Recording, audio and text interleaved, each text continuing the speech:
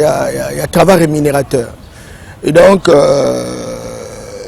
tant que tout ça, la commémoration, il y a fait, il y a travail, ils ont surtout rafraîchir mémoire. Pour tout mituna, pour la ninango, biso toza misala te. Ninango toko sala peut être toza misala. Et richesse comme belé, moko na moko zwa musala, ay ba kusunga famille na ye etc. C'est très important pour tout ça là. Malheureusement, ce côté les modèles fait en on ça les met pas biso ba sali défilé, mais généralement ba discussion, ba conférence, to ba meeting, on ça les maka. Pena ko bimi sa photo ya situation des réseaux les pas biso pena piste na schéma opératoire na li makamwa na ko sali mapote misale comme belé na mboka nanto comme na niveau ananté. C'est possible il y a aussi la projection en Ningwana? Oui, c'est possible. Tout ça dans le service national d'emploi, tout ça dans le ministère du travail, tout ça dans l'entreprise. On peut faire véritablement ces études-là, en fait. Même si ces études. Même chômeur. Non, pas comme ça, chômeur va payer. Bien entendu, mais au rôle, il va pas payer au moment où ma bateau va payer. Moi, j'ai dit qu'on aime Azarana, juste pendant ça, l'enregistrement. Ça peut donner au regard à la statistique, le gouvernement de la République, possibilité ya koye ba ampleur ni nango toza na yango na cadre musala to sala et puis ni nango to ko sala pour te changer situation. Et donc souci wana yango wana ko bateka parce que bazo futa bango na France, ba futa bato na États-Unis etc. ba chômeur bon est-ce que to ba no futa ba chômeur. Ah non, France a 3 000 milliards de dollars ya produit intérieur brut. Biso 50 milliards, tantôt 52, bah 54, bah chiffre trop juste. Si on rejoue par exemple les États-Unis, il y a seulement les foot à la chômeur, mais ils ont en proportion, il y a 22 000 milliards de dollars. Biso ça combien? Non, non, tout ça là, oh coquille pour la bon moyen, biso oh coquille pour la moyenne tout ça là.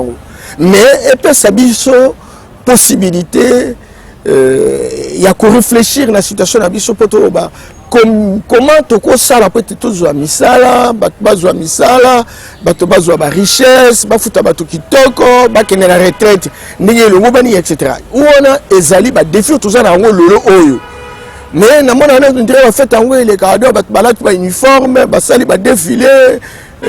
Syndicaliste, lobby, ministère, lobby, moi communication n'a pas quoi, et puis ce qui est bon. Maintenant, on a fait enseignement, est-ce que il y a un peu de dépendre d'un programme d'éducation, fait enseignement pour les Canadiens. Fait enseignement, ils ont dépendre d'un bateau et enseignement. Bien sûr. Enseignement ni est approprié pour biso to ko capé mon sala na o ba kotangisa biso. Mais tout à fait. Yango moni ba fait wana donc et comment nango kaka donc tala kaka donc le va zoa décision qui a fait salema donc ba salema. Il va falloir que ba ministre o nyoso to bengi ba guerrier o ba koti lelo oyo. Il faut modèle na musala échanger. Bon ça la fait enseignement. Na moni communication, il y a ministre à la télé. Mais en dehors ya wana, quelle est sa vision? Le bien gratuité enseignement. Président à prendre comme vision. Il y a peuple d'abord. On a comme ça la kebana ou la population scolarisable. Ba mirana ba kota na classe. Très bien. On est à 4 millions. Il y a bana oh ba zu accès. On a reçu ça là. Ok. Et alors quel type d'enseignement? Auto ko banda lelo. Auto ko ça là en lobby. Est-ce que enseignement toujours sur ça lelo? Est-ce que tout ça ma coquille peut te réussir? Donc ça n'est pas tout réussir. Parce que tout calcul fait, on parle de plus en plus de 1,5 milliard à 2,5 milliards pour que ça dépasse, c'est pour réussir gratuité. Alors maintenant, oui, tout ça est gratuité. Oui, quelle classe. Bon, contenu, il y a un enseignement, et vous proposez quoi comme contenu? Ah non, tout le but que il y a une classe, que ça ma récitation. Bazala ko sala auto bengi ni ba répétition ba net ba perroquet quoi. Et donc mutako ça le ça l'école primaire ça l'école secondaire bazala incapable de ensemble ça la terre. Pourquoi? Parce que système et enseignement ils ont permettre à la plus apte na place ya fandité. Zwana nous par exemple OK na ba milieu msusu o ba sa bilanga ba sa la ba élevage neti kobokola bibwele etc. Na ba place ndenge wana okuta ba ocha ba section lokola ba littéraire, ba ocha ba section lokola ba chimie biologie etc. Moi n'attends azo si sa classe a eu diplôme d'état, je suis une fois comme ça là parce que c'est un système colonial. Enseignement tout ça dans le système colonial. Et système colonial et ben ça là que zom ça là comme huissier. Aux a peine mundele. Mais les mindele ba kende misala pe za raté. Misala za la sauté. Alors il faut tout ça le système moko ça là que ceux par exemple dans un millier mo ba sali la ka koboko la bibole tout ça la bilanga etc. Tout ça dans section agricole, tout ça dans section il y a élevage, tout ça dans section il y a kozabambisi etc. Au Kende par exemple dans mboka na biso même maintenant la place sur bazar ça l'exploitation pénale minerai netiba au Katanga Lualaba etc. Place sur minerai c'est très important mais comptez combien d'écoles oh les a kotang sabana po ba minerai Kende même na Katanga poti mutaye ba bi cobalt yo tout coltan yango c'est très difficile. Alors tu peux transformer mboka na biso ndeni no moment to ebi nanu makoki to za na ngoti. Et puis, en contenu, on a au-delà, il y a quoi adapter le système d'enseignement, on a besoin de tout ça. Et bon, ce qu'on continue aux années. Et puis, finalité, on a aux années. Si je suis à la question de ça, l'enseignement, je vais approfondir ma cambétale à Bibole, à cause de la paix, à créer des technologies, et ça, la question de l'ONI, toujours résultat, par exemple, la salle de stage, na Ibada, na centre de recherche Ibada. Au Kuta, c'est en Nigeria. Okuta, Boloni, Manioke, Otobenga boutir, Bozu boutir, 10 kilos, 15 kilos, 30 kilos. Namona on a boutar même dans le Rwanda, dans les années 80. Et donc, Oloni et Nagaga Mukeboy, Ozuba Manioke wana, Mukemukoko sala 10 sacs, 20 sacs.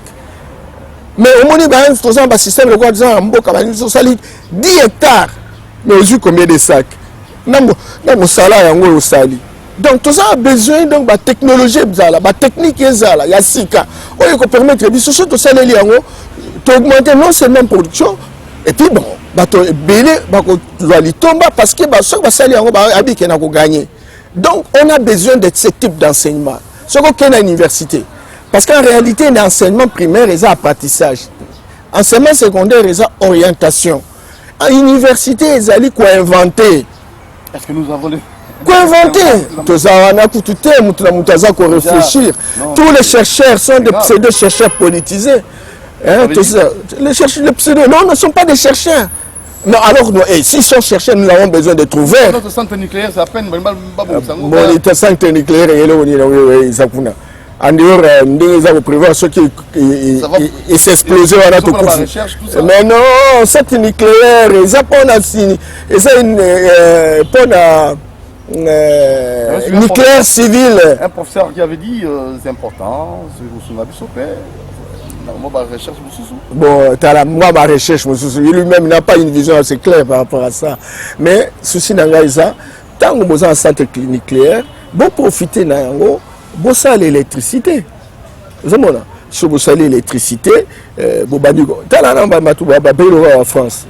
Ils ont l'électricité en fonction, par exemple, du nucléaire. Le nucléaire est basé sur le Mali. Bisous tous un centre nucléaire. Ce qu'on a chez Kolobo, au Kuta, énergie nucléaire, uranium et zali. Pourquoi pas transformer à partir de centre nucléaire, rendre énergie nucléaire civile. De cette sorte qu'ils ont pour la bombe vitesse, et bien ça ne serait-ce que l'électricité. Tous ont la difficulté l'électricité. Moyen de vivre résultat. Mais ceux qui par exemple l'électricité on a, on a hydroélectrique, multiplier même secteur on a ma camétalie éolienne, qu'on a électricité aux hommes ça les partie il y a mon pépé. Na ils ont photovoltaïque, énergie solaire etc. Et puis pas place igno soana tout électricité tout ça là on adapter en entité par entité. Donc, bref, il faut là c'est tout ça là par exemple na Zambie ça mingi to ko ba biomasse to sali auto bengi biogaz et ko pesa gaz et ko pesa électricité to ke liboso Place où tu as par exemple l'énergie nucléaire. Eh bien, tu causes l'énergie, tu sali en courant, et pessibiso, etc. Et tu belé au bakouli, tu as la société, tu as besoin d'investissement, tu as coût d'électricité permanente parce qu'il y a diversité. Vous savez, alors, il y a un centre, depuis que tu as tu vois, et alors, transformer oui, volonté, surtout dans le président. Et je crois que nous orientons les choses de manière qui est servie, ne serait-ce que pour l'énergie électrique. De telle sorte que bon, multiplier en énergie hydroélectrique, je pense que nous faire susciter l'enthousiasme et investir multiplier la richesse et puis bon et qu'on a affecté qu'on construire des écoles, qu'on a affecté qu'on construire des centres de santé, voilà un peu il faut une réforme au niveau de l'enseignement. Il faut une réforme, mais réforme en gros la province parce qu'il y a un secteur décentralisé la province, tout ça la loi sur l'enseignement certainement, mais tu as une norme d'application. La mesure d'application est tout de suite. Bon, tu as une mesure d'application. Bon, il faut que ça réforme tout ça. Dès lors que tu as la vitesse à traitement de dossier. En tout cas, ça fait 20 ans. Et ils ont institution internationale. Il y a une institution internationale, ils ont la motivation. Je sais qu'avec le président de la République, il faut déjà de telle sorte que va booster l'enseignement et va booster dans le secteur. Et je crois que lobby avec les ministres qui arrivent, je pense la réforme modèle et l'innovation modèle et merci. Alors, tu as évoqué rapidement l'état des sièges du gouvernement militaire et aussi votre avis. Dire rapidement, bateau en opposition, il parle de l'amateurisme dans l'état des sièges. Alors, yo en tant que Mboka, votre avis? Bon, oui, comme systémicien, nous avons toujours ça a été l'opposition, journaliste, membre de la société civile, etc. Moi, j'ai un rôle en dehors de dirigeant, une gouvernance.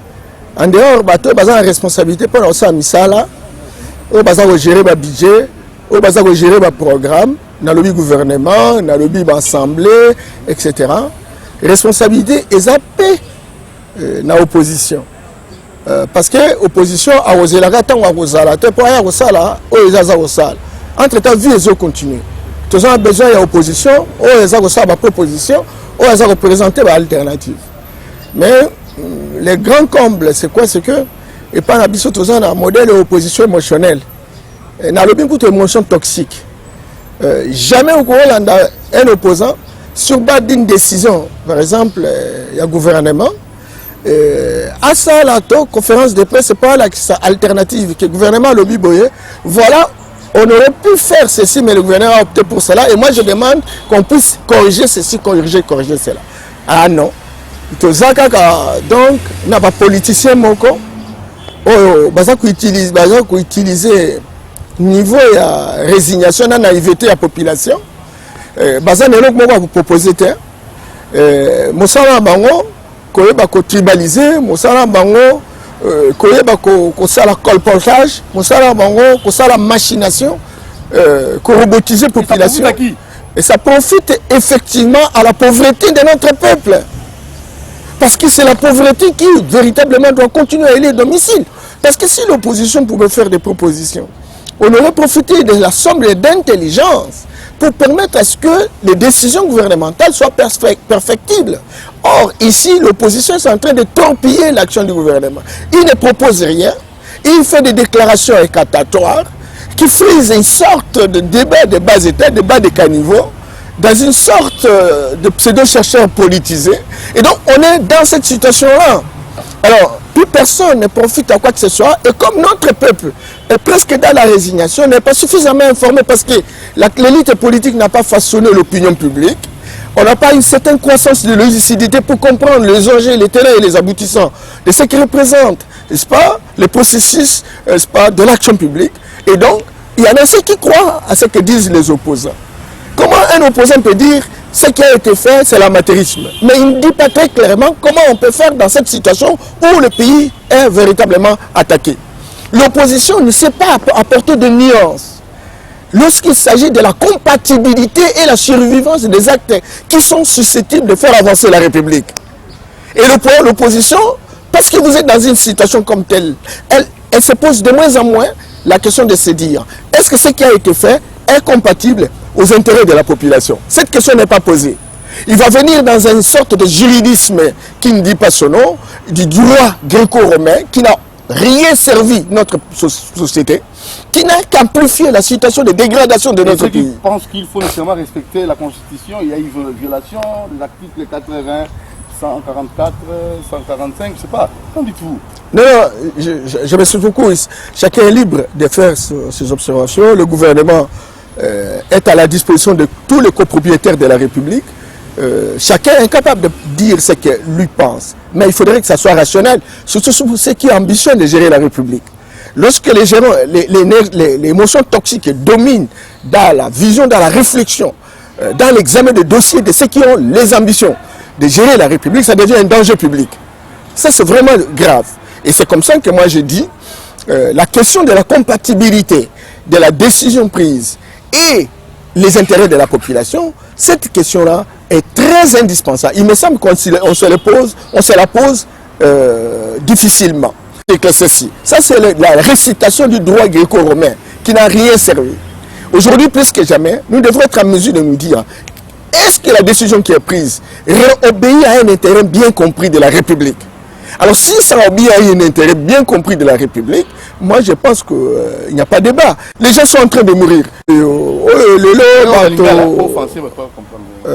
Bateau, bazo piolo la moi mingi, la makabweta des sièges, ba juriste babimi, ma finger koti, amateur, ceci, cela. Ndeko na ngai.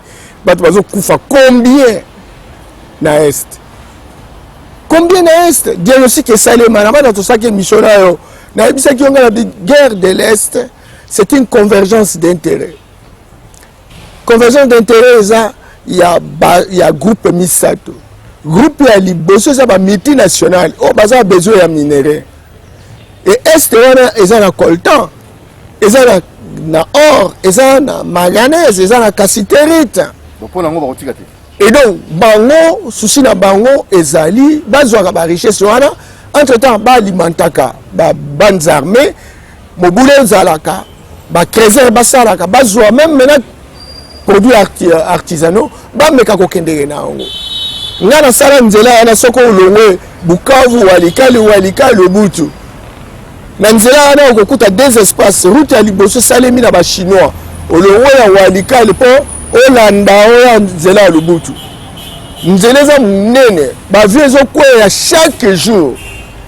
Parce que na walika lonke ba réserve ya kolta usakarate. Ba 15h ba ali bango bazala kosomba ba minerais oyo ezosalema de manière illégale. Kaka na même nzela na okuta place mususu ba allemand na ba belge basala yango bango côté na bango bazo koya kuna et baza ko obi combien de temps nzela na eza même na mulai kutu te basala combien de temps ba pesa ba chinois ba sisa ba alors que ça il fallait ça les 2 ans basala yango soki 10 ans parce que ba découvrir tant wana kutu makamba minéraux et banité bazo ça l'exploitation bazo ça la on dirait bazo ça banzela or bazo exploiter coltan vraiment et les lots ba comme officialiser yango de telle sorte que va continuer alors pour na basala yango il faut bitumbe zala désordre zala et bazo continuer pe ba ko benda ba minéraux wana deuxième groupe eza ba voisin na biso oyebi na lompoto que on ne peut tout changer on sait pas changer la géographie. Rwanda, Uganda, Burundi, baza pembe na biso. Côté na ouest, tout ça na Angola. Mais ce qui est grave, c'est que ba pays wana baza ko jouer rôle ya sous-traitant. C'est-à-dire bango bazwaka basala na place ya multinational bazwa mbongo ba entretenir ba milice etc. bango ni ba osa makam. Le lot au Rwanda, Azagosala, usine de raffinage, il y a coltan. Le Rwanda n'a même pas une graine de coltan. Le lot Rwanda, Azana usine, il y a fabrication, il y a gaz. Bazagosala gaz méthane dans la Kivu. Le lot Rwanda, Asali, usine de transformation, il y a or. Lengo d'or, réseau Bimakuna. Bango, baza même pas une graine.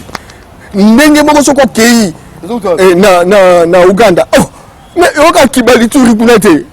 Na utuwele. Côté ya frontière baba mbakuna. Mais or pamba. Or pamba ndekuna ngai. Et bango basali ba usine. Pétrole to zo soko moni ligne nappe phréatique ozo ya tina ya parc de Virunga. Mais même maintenant, personne qui est là, na Ouganda, basa ko exploiter pétrole. Et comme pas la biso, non, c'est un patrimoine national. Mais même maintenant, préantique. C'est cela. Alors, bango nyonso wana basa komi pesa pour véritablement boboule kota ezala toujours. Ce kota li lisusu. Na kati mboka la biso. Toza wa congolais.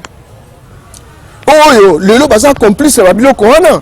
Kende na Goma, au Katsoza na pays mususu. Kende na Beni ngala, kende na place Yohana. Na Beni, na Butembo. Na place Ozo kama bazo kufa. Tala banda koneza ko s'élever. Otu na boyo no, o mototela za na kini tala résidence na yango. O tala hôtel na yango. Des étages, des maisons en hauteur. Guerre ezali, mais ba faire, ils ont guerre affairiste, militaro-affairiste.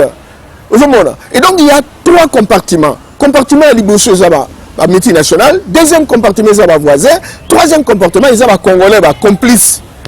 Parce que besoin de gagner. Alors maintenant, étage de siège, il fallait ça. Pourquoi? Simplement parce que Liboso, to meka qui, to kanisi que pouvoir ezaki akala, donc azali complice. Alors, tout ça là, nini, solution, on peut permettre le président à na Rwanda. Combien de fois va critiquer oh non, comment de la communication de course ya Kagame.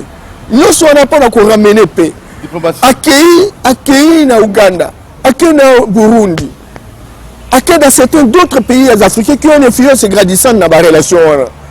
Accueilli na Poto, akutani na ba milliardaires oh baza ko financer ba multinational wana oh baza ko zo ba minerai na biso oh ba lobaki ba minerai de sang.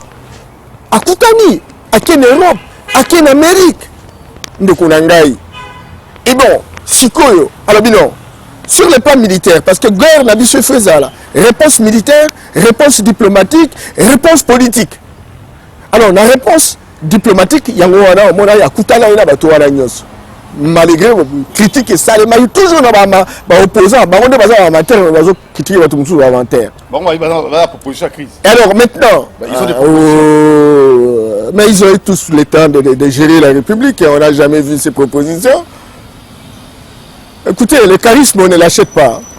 C'est naturel. Il faut faire beaucoup d'intention. Je sais que comment on dit, dans le monde des aveugles, les bonnes sont des rois. Mais ils ne sont même pas des bonnes. Ça c'est gravissime. Non, mais c'est pas gravissime.